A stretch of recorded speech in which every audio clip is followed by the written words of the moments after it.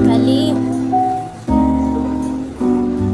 Hello mga Inday! Itong video na to was taken last April 19, 2025. Not the usual na video na ginagawa namin, but gusto ko lang i-take part to as a moment namin ni Kali sa pier ng Tubigon, Bohol. Bigla ang biyahe po ito. So, instead of Panglao to Clark, ay bumiyahe po kami ng Cebu to Clark. Gawa nga po ng sobrang mahal po yung pamasahe that time because peak season po yan. I mean, Holy Week po that time. So, kinakabahan po kami na baka hindi po kami makaabot sa flight namin. So, maaga po talaga yung biyahe namin dyan. Ito po siguro yung biyahe na masasabi namin hindi siya excited or exciting kasi unplanned travel because yung papa po ni Kevin, yung asawa ko, is pumanaw po siya, si Papa Benito, and ang dami pa po namin gustong mangyari sana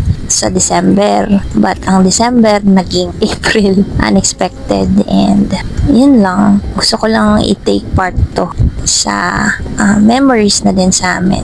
Hindi ko kaya dito maglakad, so naka-wheelchair po kami. Biglaan man, but I know for sure na gusto ni Papa is maging malakas kami, maging matatag, lalo na sa pang-araw-araw na survival. At kung may mga hinaing man o mga problema, huwag hayaan, bagkos manalangin kay Papa God. Papa, kung nasan ka man ngayon, wala na pong pagod, makakapagpahinga ka na po, and hintayin niyo po kami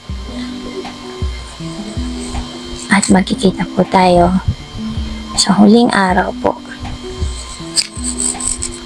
Salamat po ng marami sa mga gabay, sa mga babaon mong mga salita sa amin. Hindi po namin yan makakalimutan.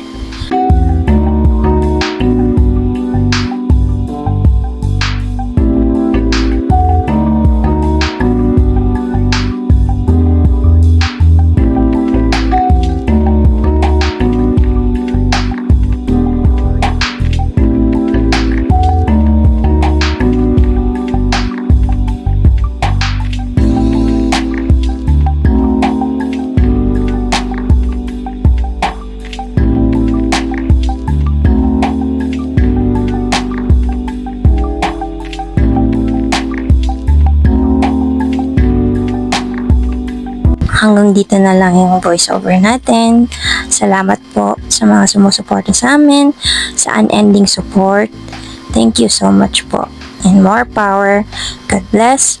Bye-bye mga Inday.